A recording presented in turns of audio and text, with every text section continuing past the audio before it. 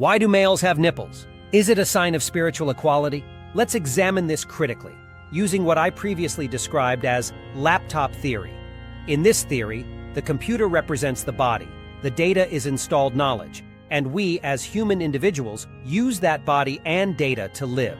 When the entity, the user, leaves, the computer and its data become useless, hence why we bury or burn it. The computer may sit dormant until the user activates it. Similarly, the body and data are essential tools for meaningful living. Without the union of all three, the entity, the body, and the knowledge, life as we know it disintegrates. The core question remains, what are we really if not just a body or brain? We are what our body and brain cannot live without. We evolve and grow by asking questions. Without questioning, we neither learn nor spiritually evolve in alignment with divine purpose. So why do we often fail to question? It's because we're blinded by the politics of our social and cultural groups. We are all born onto the paths laid down by our ancestors without our consent. Yet, regardless of the path we inherit, we each approach the same metaphorical cliff of faith. Spiritually speaking, we are all headed toward that same destination, regardless of ancestry or belief. We all eventually face the inevitable end of our physical journey. While we might cling to our beliefs and the traditions we've walked, those beliefs ultimately must withstand the leap or push off the cliff of faith. When I searched for the number of world religions, I was shocked to find over 4,200. Most of us are familiar with only a few. This implies that humanity has walked numerous spiritual paths, possibly even more, considering the civilizations we have yet to uncover. In my view, each of us hopes to be on the right path. We trust our elders, we follow what we were taught, and we hope that the path continues beyond the cliff. If each religion offers an explanation for what happens after death, then humanity collectively approaches faith through over 4,200 unique doorways. What if our spiritual path is not about what lies beyond death, but rather how we live while we are alive? Historically, our ancestors taught us right and wrong through the lens of reward, heaven, or punishment, hell. Whether these motivations were political or spiritual becomes secondary. What matters is the belief itself and how it influences our behavior. Regardless of beliefs, we all age.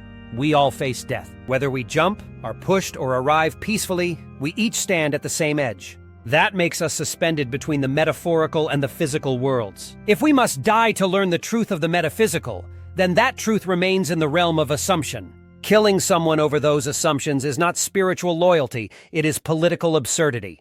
I choose to separate my spiritual beliefs from my political affiliations. Doing so protects me from committing spiritual crimes in the name of politically corrupted doctrines. As human beings, we are born into existence with no say in the matter.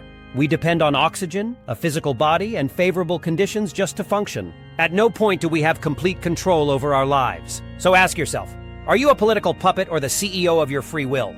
We often define ourselves by how we serve God or our communities, but we are not simply minions. Despite appearances, we are not the servants of ideology or politics.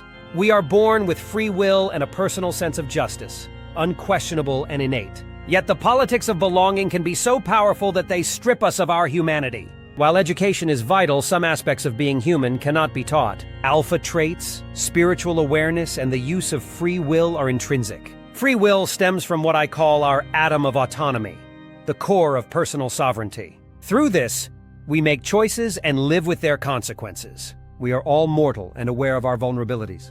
Our lives are spent trying to secure ourselves against the inevitable. We know the value of air, water, food, and good health. These needs are universal and do not discriminate by race, gender, nation, or religion. We all face the same fate. That universality points to a spiritual equality. Nature and God do not discriminate. Sexual orientation, race, or status do not change our mortality. Spiritually, we all begin the same. That might even explain why males have nipples, a physical sign that spiritually there is no hierarchy. Our sense of belonging is often politically indoctrinated. As an evolving species, our beliefs and education must also evolve. But too often, the politics of our group override our spiritual selves, creating inner conflict. Our atom of autonomy knows when our actions betray our deeper truths. When our physical choices violate our spiritual values, we suffer. This suffering manifests as internal conflict. And when we are at war with ourselves, we are in hell long before death. We inherit the consequences of decisions made centuries ago. In this age of nuclear weapons and AI, we must understand what's at stake. As individuals, we are responsible for our physical actions. Treat others the way you want to be treated. There are thousands of paths to the cliff of faith. If you live by your ancestral teachings, Judge those teachings by the era you live in. Your choices shape the world. Your atom of autonomy holds you accountable. If you act against your spiritual nature in the name of politics, your inner self will rebel. Happiness and peace are lost in such internal dissonance. Ask yourself, do you want to sacrifice your free will, justice, and peace just to serve a political identity? Take charge of your life. Let your spiritual self guide you before you lend your physical self to causes that betray it. Our relationship with God must be reciprocal. Just as we recoil from fleas and parasites, so too would God recoil from those who only take and never give. We are not created to be parasites. We are created to serve and support others. Simply praying or worshiping without reciprocal action is a one-sided relationship. God has already given us everything: life, a functioning body, oxygen, and a world to live in. We must give back through our actions. If you're unfulfilled, look inward. Your brain contains more wisdom than politics would have you believe. True spiritual life demands honest reciprocation. This brings happiness, relieves fear, and frees us from the need for post-death salvation. Material business teaches profit through taking. Spiritual life teaches purpose through giving. Those who only take become metaphors for parasites. If you look human, be human. How can God be pleased with those who only take and never give? Our political systems often promote domination, greed, and discrimination. These are signs of our spiritual immaturity. We may no longer burn widows or enslave openly, but our unjust systems still persist. True change begins at home. As Dr. Wayne Dyer said, don't rip the cocoon. Let people grow through struggle. Teach them the value of reciprocation. Don't raise dependents. Raise autonomous spiritual beings. Unhappiness often stems from ignoring our inner selves. We must align our lives with justice and reciprocity. If you profit by harming others, you harm yourself too. Spiritually, we are both the oppressor and the oppressed. Justice begins with honest reciprocation. If you don't understand this, begin your spiritual education now. If you ignore it, you may find yourself in a spiritually bankrupt life. Leeches drain without giving back, but even leeches have purpose when used medicinally. As humans, we must rise above that. Religions preach compassion, but politics often teach conquest. In a nuclear age, we must do better. Your physical body empowers actions. Without it, political ideas mean nothing. Don't let others use your body for their agenda. Be the CEO of your life. The judge sits within you. Your peace or turmoil is your verdict. Heaven and hell are not future destinations. They are present realities. So start now. Live reciprocally.